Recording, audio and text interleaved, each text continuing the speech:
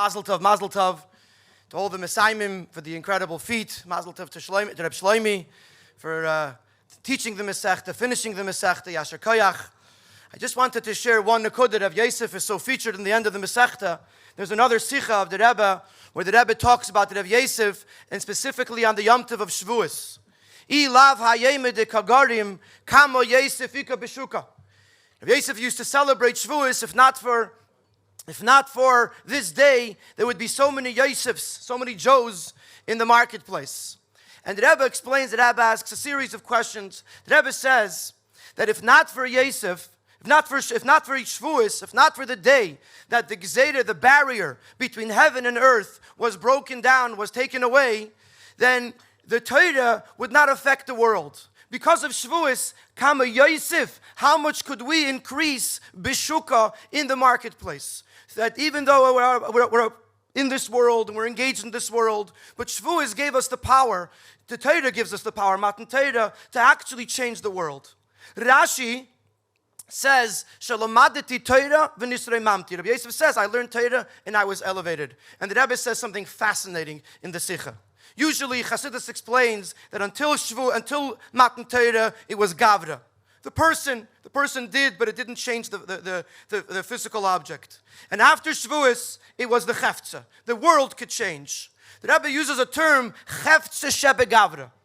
And without getting too detailed about it, on the day of Shavuos, it became possible that when a Yid learns Torah, Shalomadeti Torah v'nisrei mamti, it transforms the person. It changes the person. That not just he has the power to change the world through his learning, but he himself becomes a little bit more edeler, a little bit more frum, a little bit more chassidish, a little bit more lomdish, a chassid, a yirei shamayim, and a lamdin. This is the power of limud HaTorah. We heard it from the Rebbe before on the video. We heard it from the various different speakers. Eira zu Torah. Torah brings lichtigkeit into a person's life. That the reality is that a person that learns through a Meseches, a person that learns Torah, and it's kevei itim, kviyas bizman and kviyas b'nefesh, it's impossible that it shouldn't affect them. It was beautiful to see the crowd that was here, and amongst the crowd, younger people, bachrim lach, kinder lach, because the whole concept of the learning of the Torah is not just that it should change us, but that we should be able, it should impact our family, it should impact our children. And before Rabbi Shapiro spoke about besimcho b'pnimius, how does Torah reach the pnimius? Pnimius meaning the neshama. How is it not just about learning? It's through Pnimius HaTorah. Through learning Pnimius HaTorah, we're able to affect the Pnimius of the Yid, which is the Neshama. So allow me to farbrengen a little bit, less speechy and more of a farbrengen, to speak about, everyone's talking about the future and where this is going to become. We're going to go from this Meseches to the next Meseches. Let's talk a little bit about us. And if Lamadati Torah v'nisrei mamti works, how much more so does it work when we learn the Rebbe's Torah? How much more so does it transform us? Today there's a conversation. How do we raise children to be chassidim of the Rebbe? Of course, we know there's heroes from the Rebbe, and the Rebbe told us exactly what to do, and we're doing them. But there's nothing like limud HaTorah, like learning the Rebbe's Torah, that lamadati Torah v'nisrei mamti. It changes us. It changes our households. It changes our families. It literally transforms the world. And this leads me to another one of the very many projects of Reb Shlomi Greenwald that Shlomi supports and is involved in, not in money, and he also gives shiurim, the project Likutei Sichos. And I just want to share this concept of living with Torah, that Torah becomes, I heard once a story, I don't know if it's a story, an observation, by a writer who writes for the Kfar Chabad magazine. I don't know how to pronounce his name, if it's Smith or Samit or Smith. I mean, probably a pen name. But it's been said in his name, he uses a pen name, we'll stick to his pen name. Anyway, he shared once that one of the things that took him, when he came to the Rebbe, was the following observation. There was Shavuos Tavshin Nun Aleph. And that year, Shavuos was a 3-day yontif, Thursday, Friday, Shabbos. And because he's a professional writer, he describes how packed, how busy Shavuos was. Tikkun Lil Shavuos and Talucha. The Rebbe came out after Talucha to greet the Jungelite, the Bachrim that came back. Then there was Shabbos, there were 2 Farbrengens. There was a 1:30 Farbrengen, then there was the Farbrengen before Shkia, which ended late in the night. Then there was Kesel Bracha. And Kesel Bracha ended somewhere after 2 o'clock in the morning. And the Rebbe went upstairs from the shul downstairs to the Rebbe's holy room. And I don't know how he had the vantage point to be able to see it, if the door hadn't closed yet, or he was looking through somewhere else. But this is what he described. He described the Rebbe came into the room, and the Rebbe put down his siddur, and the Rebbe took off his hat, and the Rebbe opened up a Gemara and started learning. And he said, this, more than anything else, this got to me. This is his observation. Now, the Rebbe often said that stories that we hear about even if we don't think we're shaykh to it, but it's certainly the fact that it came to us is because something of it is at least a shemetz mineu is shaykh to us.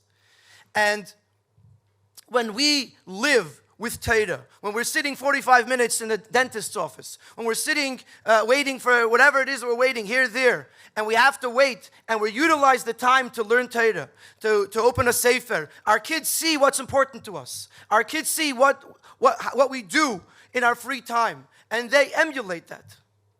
When we have a geschmack in Torah, they have a geschmack in Torah. And as Chassidim of the Rebbe, with all of the questions that circle, and with all of the desire that we have to be able to be a living chassid, the place to find that, without question, is in the Rebbe's Torah. And in a certain sense, it's way beyond me to talk about this part of the Rebbe's Torah versus the other part of the Rebbe's Torah, but I'll just share an observation. It was one Shabbos Parshas Tetzaveh, Tavshin Chav Zayin. The Rebbe was in the middle of teaching a Rashi. Short little Rashi, Shemen Zay Zach. And somebody in the room was dozing off. It wasn't 11 o'clock at night, it was 2 o'clock in the afternoon. And the person was dozing. And the Rebbe turned and said, I sat preparing this Rashi all night last night. So you think about the fact that the Rebbe sat a whole night preparing a Rashi. Then he sat for the time that it was with us to teach it to us. Then there was the hours and hours of the Haggadah, the first Haggadah. Then there was the hours and the hours of the second Haggadah. And then the Rebbe says in Simchas Torah Tavshin Chav Tes that when the printed Sikha came out, he sat down and learned the Sikha like for the first time. The Rebbe sat down and learned to finish Sikha almost as if he's never seen it before.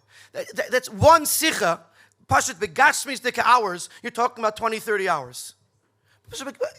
The amount of anon nafshi ksavis yavis that the Rebbe put into Likutei Sichos is incredible, and it is something that behooves each and every one of us, as much as we already do, to learn more, not just to be able to give it over to the Shabbos table, and not just to see an excerpt or a synopsis or a vart, but to sit down and to learn the Sikha with the Ha'aris, with the Meseches, and Pashat bask in the glory, in the beauty, in the geschmack of a Sikha. So a few years ago, almost by accident, almost like the accident of Shlomi walking into Rabbi Yishai's Siyum, a project began in which we were learning 2 sichos a week of Likutei Sichos with the plan to go through the entire Likutei Sichos.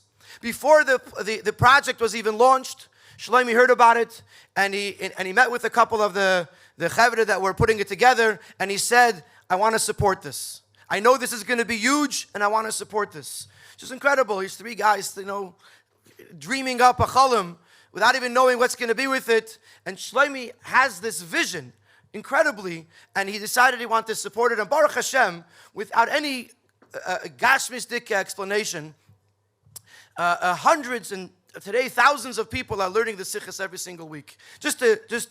In 60 seconds, there is a schedule which can be found either on the internet or on an app that was made specifically for the project.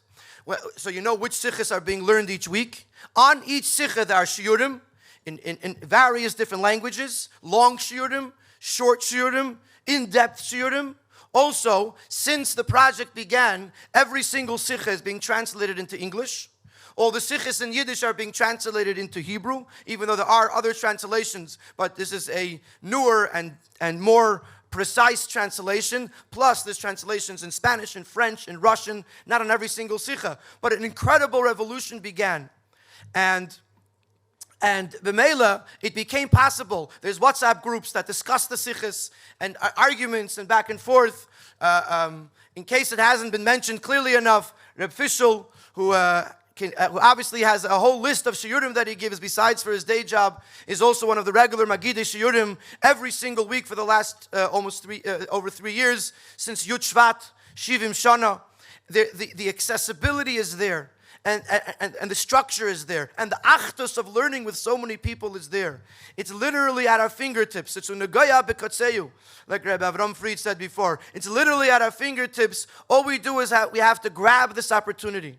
And we have to realize that this is the tool that the Rebbe gave us and gives us. So that even in the time that we find ourselves now, we could live, we could breathe, and we could experience being a chassid and pass it on to our children. There's sikhs for the children, there's little videos for the children. What happens sometimes is that the father learns it in shul or with a chavrusa. The mother heard it online on a Zoom shir every Monday morning. The children watch the video about it. It comes to the Shabbos table. Was dat sich mekocht sich, and the Rebbe sich as if it's fresh. As a matter of fact, it's not kachadashim, it's chadashim mamish. Whereas koching sich in the sikhs today, in a certain sense, even more than some of the sikhs were gekocht in the way when they first came out. It's an incredible phenomenon that is sweeping families and people. And I stand here, Erev Shavuos. We talk about Kabbalah Satayra B'Simcha B'Pnimius.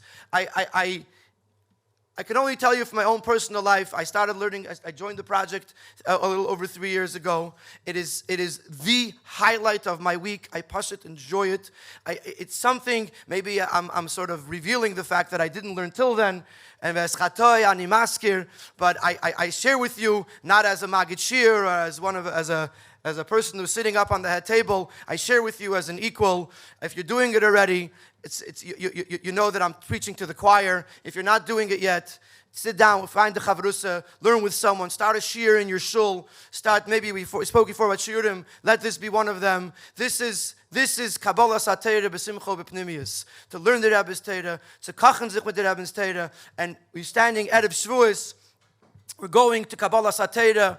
It's going to be Be'ez Hashem Teira Chadasha Me'iti Teitzei, where the Rebbe is going to continue to give us new sichis and new mamarim and new Teira, and we're going to kach sich in that. May we zeichet to see that B'kar of Mamish B'meidev Yemenu and B'ai Sefer Diloch Yifkeim in Begelusa Berachmim. We're going to the Geula. We're going to hold the Lukuta Sichis in our hands, and we're going to march to the Geula together with the Rebbe. I wish you a Kabbalah Satayra B'Simcha B'Pnimius. Again, a Yasher Koach to Reb Shlomi. I did have a few things about saying how beautiful it is, but everyone already said how beautiful it is. And the reality is, someone mentioned Kansiva Hashem Sabracha. The truth is that besides the beauty of this kehillah, the other kehillas all over the world, kehillas Chabad all over the world, are looking at this kehillah. And as the shiurim grow, and as the limud Torah grows, and as the Yagdil Torah grows, and the Irgun Torah grows, as it grows here, it has an automatic ripple effect on LA, and on Chicago, and on Montreal, and Toronto, and Eretz Yisrael. This is how it is. You know, it starts out from the Kansiva Hashem Sabracha, and if we do it, and it becomes real, and it becomes cool, and it becomes acceptable to kochen sich in lernen, und zu kochen sich in the Rebbe's Teira, then it's without a doubt, as much as it already is in those cities, it grows and it grows, and ultimately it's umalah, it's Deus Hashem. The Eibusher should help us that it shouldn't come easy. We should have nachas from ourselves. We should have nachas from our children. Our children should go in the derech of the Rebbe, in the derech of Rabbi Seinu Nisiyenu, and this will bring the ultimate geula. L'chaim, and a good yomtiv, and a freilichen yomtiv.